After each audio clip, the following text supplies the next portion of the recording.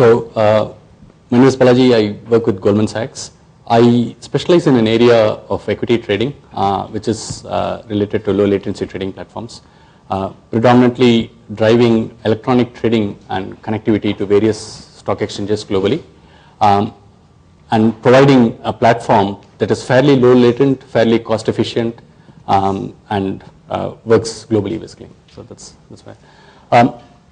As a disclaimer, just to start with, this is going to be a talk that is focused on some of the advancements in these platforms, not necessarily related to web or HTML or Java or anything like that. So we are going to look at the application stack, we are going to look at the sort of the system stack as well as the hardware stack, to figure out what is actually done or what is being done to improve latency and how we can actually make it cost efficient. Before we start, we would probably spend a few minutes to talk about what is electronic trading and how it is actually done and how it has actually evolved in the last decade basically, and then we will actually go into each individual stack, take some couple of examples on each of the stacks and some problem statements that we actually see and how they have been handled basically. Okay. You are more than welcome to interrupt me at any particular point and ask me questions. Okay. So one of the first things is electronic trading. Back in the 80s and the 90s, trading of stocks, of commodities used to happen in what is called as an open outcry market. What that effectively is, you have a room full of people shouting various prices, and then you have people who wants to buy things. They'll just crowd around the guy who is actually having the best price, and then they'll exchange a token with each other, and a trade is actually made. It sounds quite chaotic. You can see the picture out there. But having said that, there is actually some level of process as well in that chaotic situation, basically. Okay. Now, with technology evolving in the 90s, we slowly started shifting towards what we call as electronic trading. What that effectively means is you no longer have a room full of people shouting prices, but you have multiple systems across various brokers talking to each other in a centralized place. We call it the exchange, and they interact. They say that this is my price, this is your price, and what we call as an order book, and they exchange basically. So a trade is made. So all done through click of buttons, through a connectivity, rather than actually anything to do with manual intervention. This is quite a brief history of how it actually evolved. It goes back as back as 1971 when NASDAQ, the US OTC exchange, started what is called as bulletin boards. And what used to happen in that is, it was not really trading at that time in 1971. It was more a case of, if I want to buy or sell something, you just put it on the bulletin board. And people used to see that electronically, see the best price, and they used to actually go and pick it up. Come the late 80s, particularly around about the 90s, was the first electronic trading platform that was done by NASDAQ in 1987 basically. And then subsequently India went electronic, the BSE went electronic, Bolt was the system that was actually called, and you'll be surprised to see that India actually went electronic much before London. Okay, so kind of and then the last one is what we call as the multilateral trading platform. Until about the early 2000s, exchanges had the uniqueness of, that was the place where you can go and buy stock. Okay, you can't buy it anywhere else. However, in Europe, there were some regulatory changes that was actually done, enabling other competitors or other parties who can exchange the same stock that is done in an exchange, as long as you provide necessary price visibility. So what happened was, a consortium of banks got together and said that, hey, we will be a competitor to that exchange, and what we call as an MTF, or a multilateral trading facility, evolved. So this is a pretty new concept, very interesting concept in Europe, in the US, but not as much as, India hasn't really started actually on this facilities basically. Okay. The next is why actually electronic trading evolved. What are the key drivers behind the evolution of the electronic trading? One of the key things is, as the equity trading or commodities trading, as they took shape and as regulations changed, I could sit for example, in Mumbai, and I can trade a stock that is listed in Australia, that is listed in New York, basically. So one of the key things anyone looks for, if I am a person who wants to trade, is how can I have a one-stop shop where I am given a front end and I go and click something, and then I can trade a stock in South Africa or in Australia. So one of the key aspects of it is the connectivity that you actually provide. Okay. The next is speed. One of the key things again is when I click, it's not that I should be like, have to go fetch some coffee and come back, and then it has returned saying that no, you have actually traded. It has to be fast. It has to be really fast. And associated with it is how much, you have what we call as brokers who sit between you and the exchange, who actually facilitate this particular trade, and you pay them a commission. So the key part of this is, if I am going to throw a lot of infrastructure into it, the broker is going to say that I will charge you an X amount of commission, basically. The key question is, what is that cost? And what is the competitiveness in that particular cost? So these are some of the sort of the key drivers.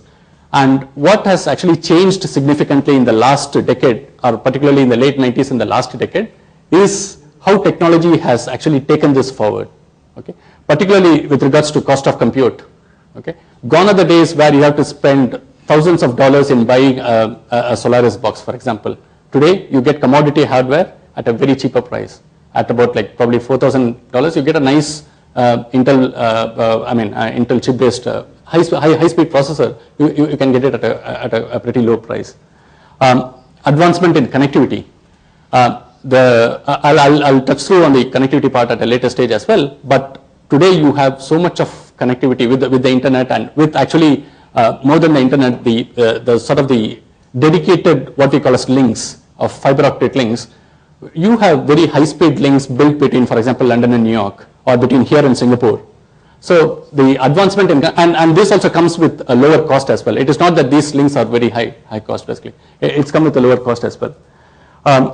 The other couple of parts which have enabled is, as what we call as the spread, price spread, which is effectively the difference between the price at which I buy and price at which I sell, basically.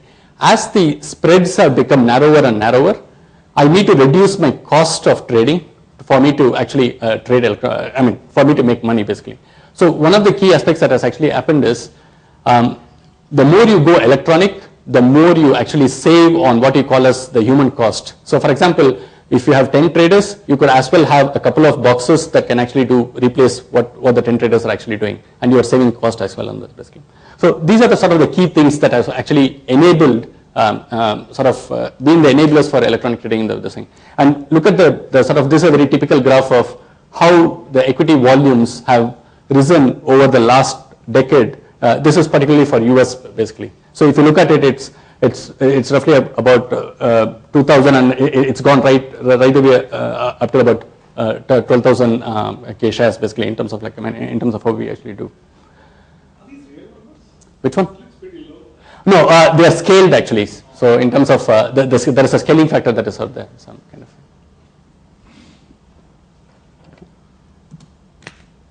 Okay. Now we shift to before we shift to the actual technologies used.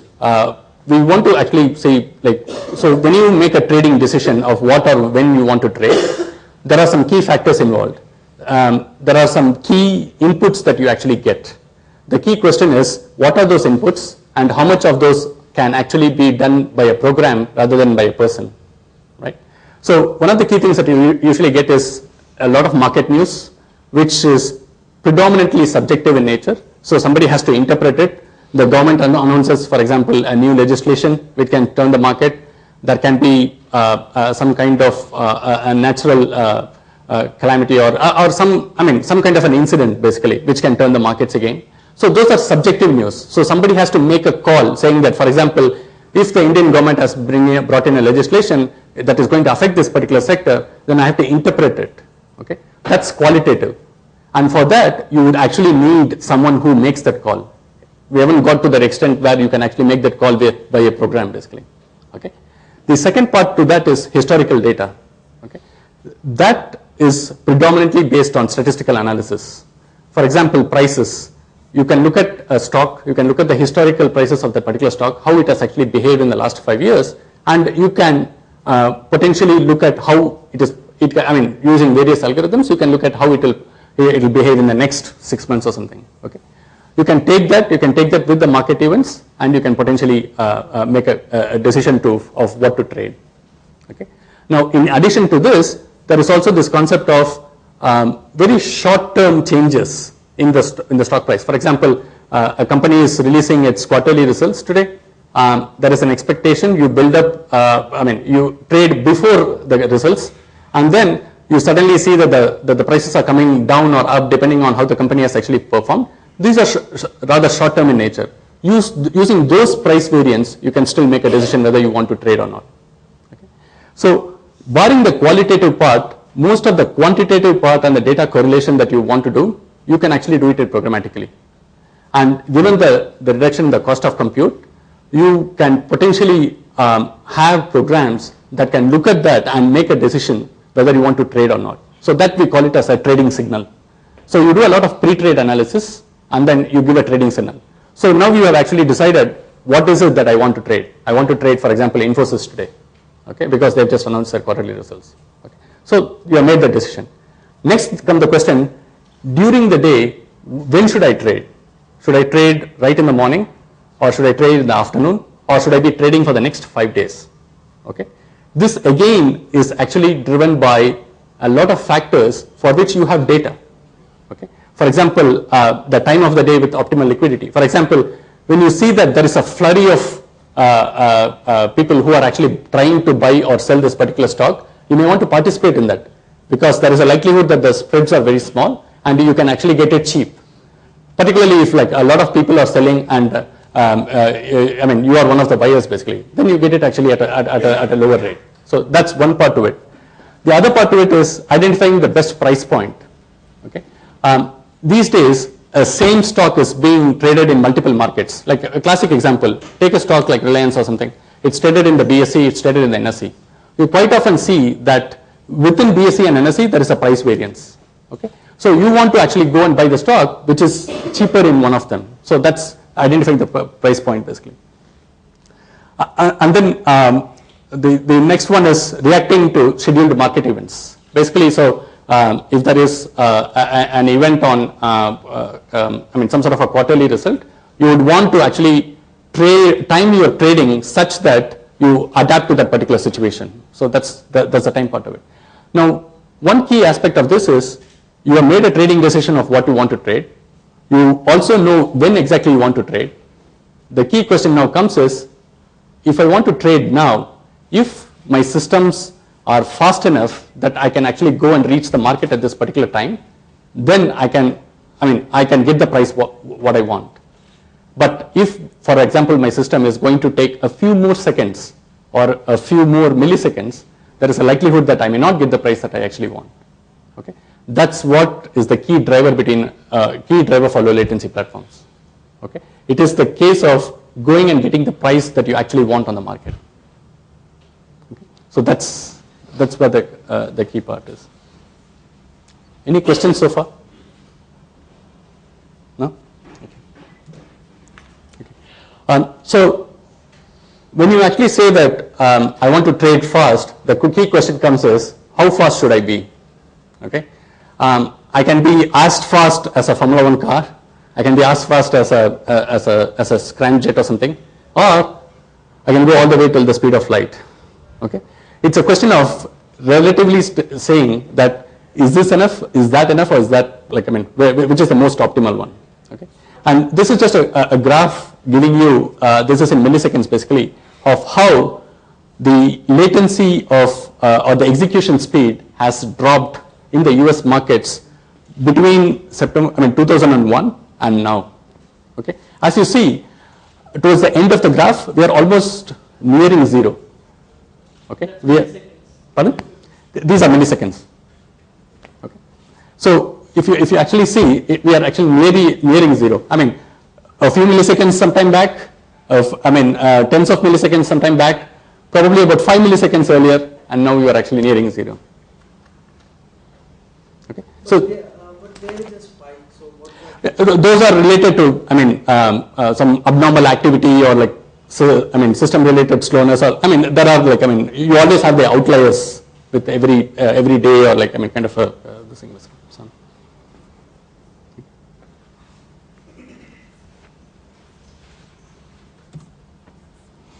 Okay, so going back, we talked about so how fast you have to be.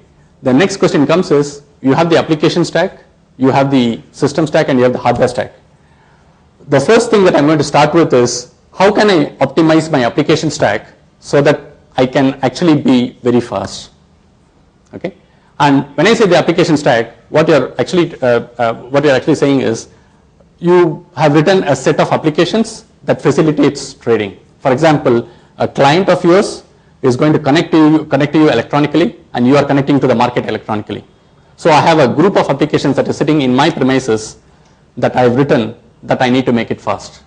Now the key question is, what are those speed enablers? What can I actually do?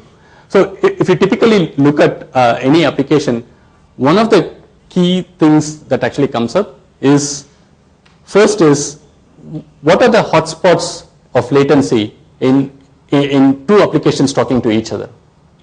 Okay, one can be the fact that I'm writing to a socket, the other process is taking it out of a socket. There is a network involved. There is transfer of data out there. That could be slower. Okay. The second thing is, my application has to go and fetch some data from a database or from file, an IO intensive operation. That can be slower. Okay. So or my application is just very computation intensive. Okay. It just needs the CPU for the whole day. Okay. Because I've written an algorithm that is too computation intensive. So the first of the things is, you find your latency hotspots. Okay. And then you work through in terms of each of the hotspot and see that what I can optimally do to make it work. Okay. Now this graph just gives you a very sort of a very brief percentage wise breakdown of a typical application of taking a message, making some changes to it, or transforming it, and then putting it back into a wire for the exchange, basically. Okay. And what is the typical time spent in each one of them? Okay. And this is as a percentage. So it can vary between how well you have written your application and how badly you have actually written your application. Any questions so far? Anything? What we'll do is, in this particular case, we'll actually go through an example and identify the hotspots in a particular flow, basically. So that's sort of the next step that we do. Okay. So this is a very classic example of trading, which is effectively, you have a client, you have a set of applications that sits inside your premises, and then you have the exchange. Now the key part is, I need to identify the various hotspots in this areas, basically. So one of the first things, if you come to the client connectivity, is, where is my client? Okay.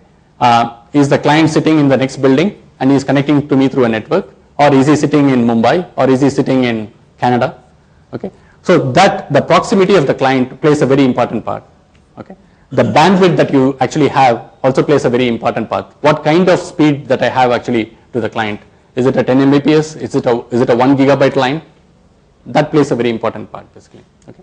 It is not very often that, you don't have a choice. You are basically gone and sold sort of your product for the client to use, and now you don't have a choice of saying that the client cannot be in this geographical location, he needs to be in this geographical location. Whatever location it is, you have to adapt to that. So that's number one. Number two is, when the client sends you an order, he clicks on a button, he sends you an order, you have to take it down to the exchange. The next comes is, I have to process it. Okay. The client might have different message formats. I might have different message format. The exchange might have different message format. So there is a level of processing that you have to do at your stage, translating it. Okay. It might involve translation, it might involve computation, and it might actually involve, I might have designed my applications in such a way that it is not just one common application, but three of them sitting together.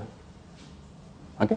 So when it comes to the message processing, what are the key hotspots that can potentially have? Object translation. Okay.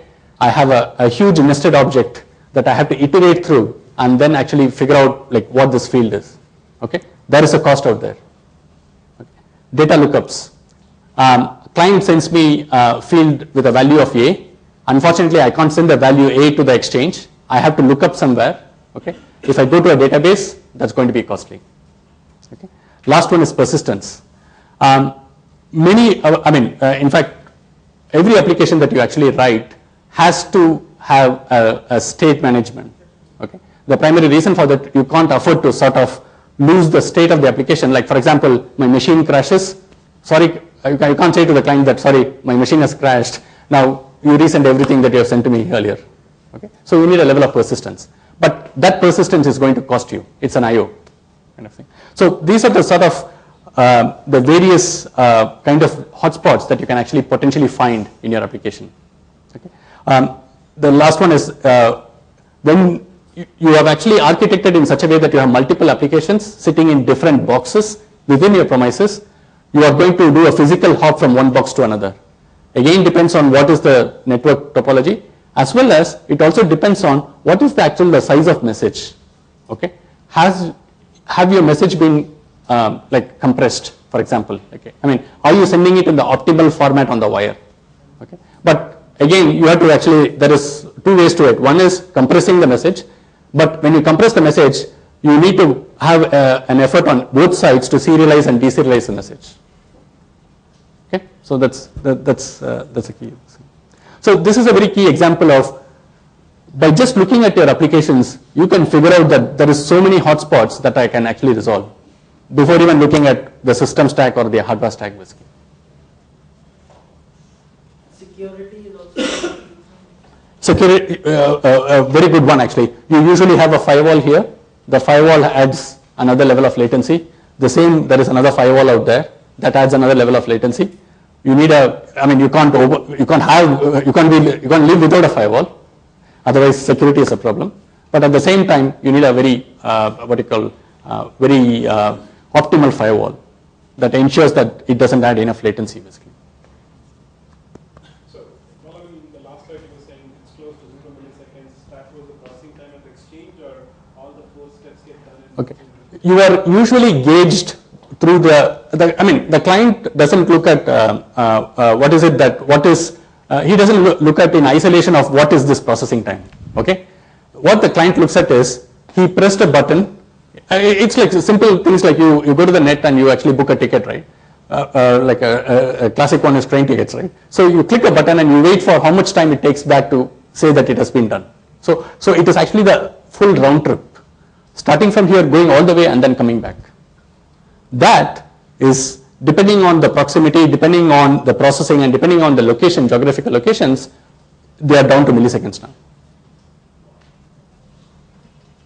We'll come to like networks later, but that's. But load distribution.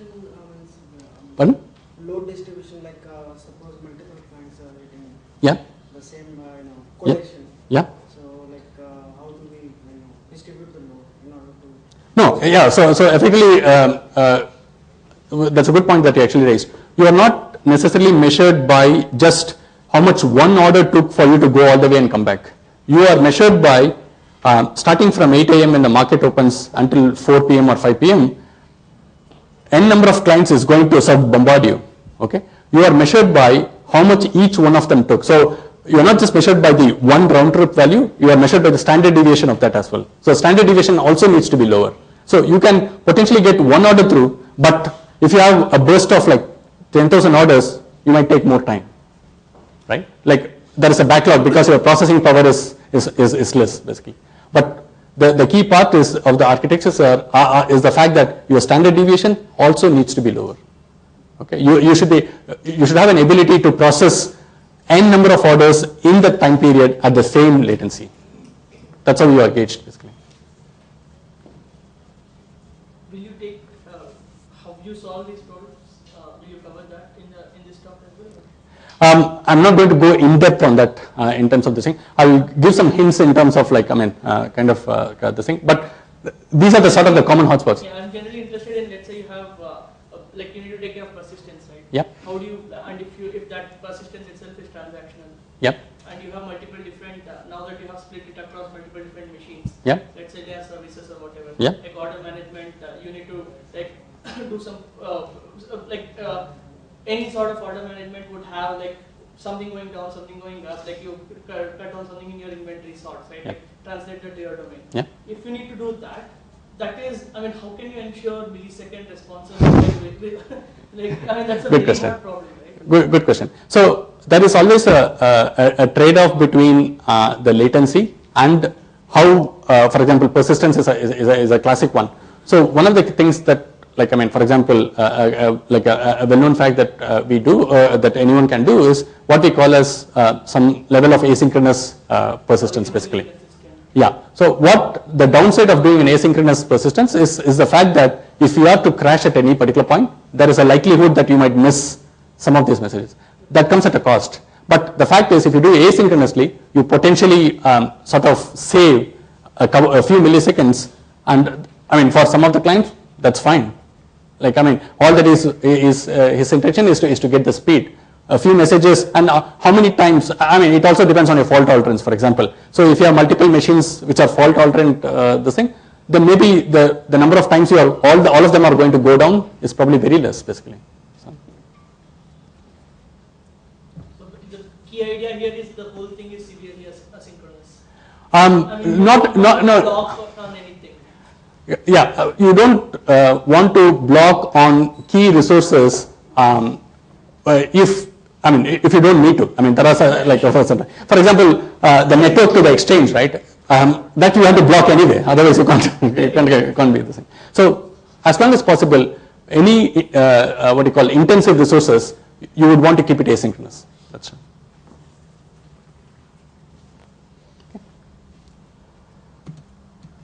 Okay. We move on from application stack to system stack. Okay. So application stack is all about, like, we did it, like, I mean, we found the hotspots, we programmed it nicely, we had a nice architecture, and we have gone down as much as possible. Okay. The next question comes is, having done this, can I do something at the system level, for example, so that I can actually make some gains? Okay. So one of the key things that actually comes with multi-threaded programming, with the evolution of different kind of core processes, like multi-core processes, is, if I go back to the previous slide, one of the key things that we actually said is the transactional nature of this. So I'm actually doing a small computation, and then I'm doing it in a transaction. Now, my expectation in this particular case actually would be that when I am doing that, I really don't want my CPU to sort of context switch me. Okay, I don't want it to, like, I mean, context switch. I don't want other threads to take over. Okay. So one of the very common things that is actually done is what is called a CPU affinity. Now, this is a very fairly simple thing to do. It's available today. It's available to everyone. It's a very simple this thing that most of the operating systems actually provide you with the ability for you to sort of what you call as setting an affinity. So what I'm saying is, in my application, I have 5 threads. I have one main thread, which is my transactional thread. And guess what? That should have the priority. Okay? If it wants the CPU, it should have that CPU. Okay? Nobody else is going to contend for it. My other 4 threads, they are doing some housekeeping. I really don't care. They can do whenever they want to. But this transactional thread, I want to keep it. So it's a very sort of like this is a typical code example of how you set the CPU affinity. All that you have to do is, there is a bit that you have to actually set saying that this thread is assigned to this CPU, okay, or this CPU core, okay, and then you do a compute intensive operation. What that effectively means is, you are ensuring that your transactional threads are always fast. It always gets the resource that it actually requires. Okay? And today it is, this is something that is very readily available. Like a course or 4 different core, 3 different. So take a 4 core kind of a thing. If you really want to block context switch, all like really simple, right? You just take a spin lock and then on a simple system. No, but I mean, one of the things that the thing is like things like network interrupts, basically. So yeah, here. You can't take spin lock. Yeah. So with the affinity, I mean, it becomes very exclusive, basically. Even network interrupts doesn't actually come into picture. Yeah. Yeah. If you do spin lock, then it's over, right? It's game over. Like the code will execute and that. So. Okay. The cache. I mean, the advantage of CPU affinity is Is that the cache will be so no matter how many inputs I'm getting, all the data for my main application, right? It retains the same physical cache. Because suppose I decide to start me over to some other code, and my entire cache over there is wasted. Waste time and all. But has it been tried? Has it been a situation where some user space code gets loaded inside a spin lock and executed and then take the spin lock and no interrupt can even take you away? It is there. Requirement in this particular case is not that no interrupt can take over me, but it's more like make sure I don't waste time when I'm getting started with something like that. Yep. We are expecting inputs from a lot of places. If you're not getting any. So this is sort of one way of actually doing it. The other way of doing it is, this is a relatively new phenomenon that has actually come in, which is called RDMA, which is effectively that for many of the I/O operations that you actually do, particularly with regards to where you are receiving a lot of, this is true in the world of market data, where you are getting price ticks, for example. Okay, what you really want to do is the CPU spends a lot of time, even if it is a question of messages are coming in the network, and then I have to actually put it into the application memory. Okay, what RDMA does is actually this is basically a pretty new concept that's heavily used in the market data area as well, which is rather than actually me going all the way to the CPU and actually coming back, and basically the CPU can do processing at the time, it can do computation at the time. It doesn't need to do this kind of moving the messages from the kernel memory back into the application memory. So rather than that, you have network adapters today, which if you tell that, by the way, I know where this message has to go in the memory, put it in that memory. Okay? So what it does is it completely bypasses the CPU and directly puts it into the application memory. Okay? Very heavily used in the processing of market data. InfiniBand is a classic this thing. And one of the reasons why it is used is basically because there we want the CPU to do computational work. At the same time, our application requires to digest all these messages that are coming on the network. Okay, and when we talk about this, we are typically talking about roughly in the rate of hundreds of thousands of messages per second. Small messages, the typical market data sizes, message sizes are typically less than it's in order of few hundred bytes kind of thing, basically. Very small messages, but hundreds of thousands per second, basically. Okay. And this is called as RDMA, which is remote direct memory access, basically. So this is another way of actually doing it. But the key part is that is a very this is a very generic one. Anybody can actually use it. That is very exclusive. You have to go for the specific network adapters, and there are not many people who actually do those network adapters, basically. So you have some exclusivity out there. Any kind of dynamic provisioning which happens, so the day Facebook get listed, you expect a lot of trades, so possibly you assign more CPUs that day, and then the next day remove it. Do you think that issue? We haven't actually got to that extent. We are in the sort of process of actually doing that. We haven't gone to that extent as well. Your typical case is what you call as cloud kind of a thing. Basically, you use your resources how much you want, and on a typical day you get additional resources. So. The other thing on the last slide was about the lookup time it takes. Yeah. So anything on the in-memory databases which have been kind of helpful, or is that? There's always there is a variety of in-memory databases that are actually available. You can actually build your own as well. So it's a question of what do you want is. There are pros and cons of there are quite a few of them actually that are out there, and it's a question of whether you want to build it of your own or whether you want to actually use one of them, basically. Because in many of these cases, the architecture of the in-memory objects, etc., has to suit the way you want to actually use the data in terms of putting it in and getting it out. The indexing, the kind of how you want to cache it, how you want to actually keep it.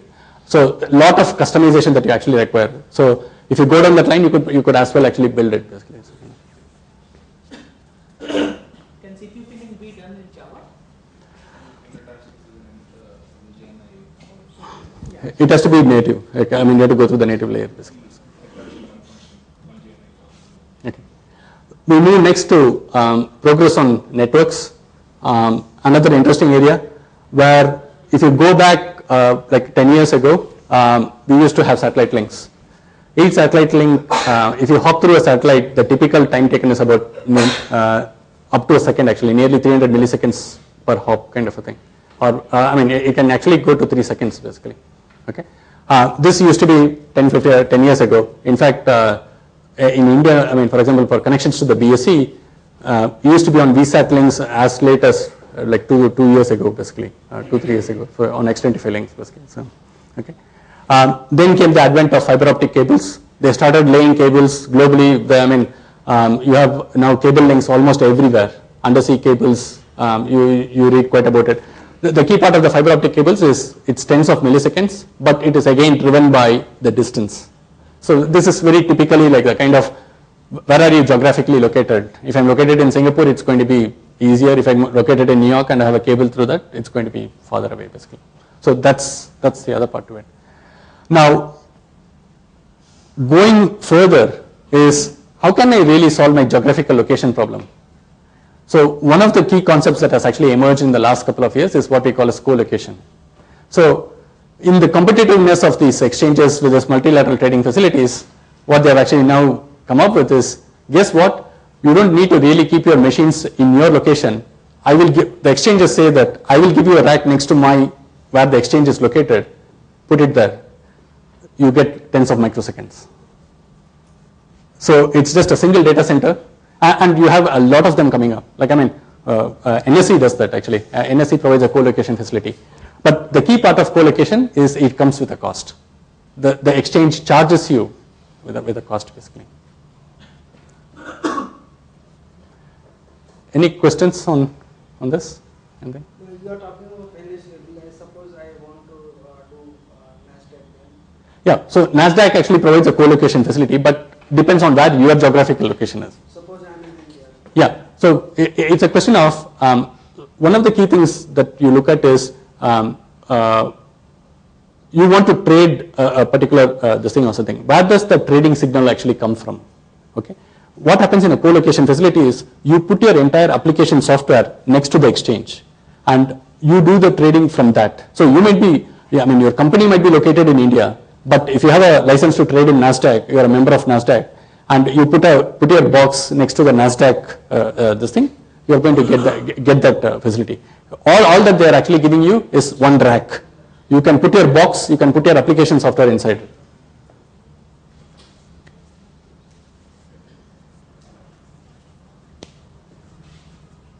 Okay. The last of this is what we call as in the hardware stack, new processors, customized processors that have actually come. Two key classifications. One is called FPGA, field programmable gate arrays, and the other one is cell processors basically. Now, these two, interestingly, they didn't really come for electronic trading. They didn't come into the financial business. Interestingly, cell processors was the first one that actually was actually being used is for I don't know if you have looked at a PS3 console, Sony's the thing. That's where cell processors actually started originating from. They were used, developed primarily for very high speed or what you call hardware acceleration, okay, for very specific purposes in the area of medicine, in the area of gaming, etc. But what we actually found is we could use the same technologies to actually do trading.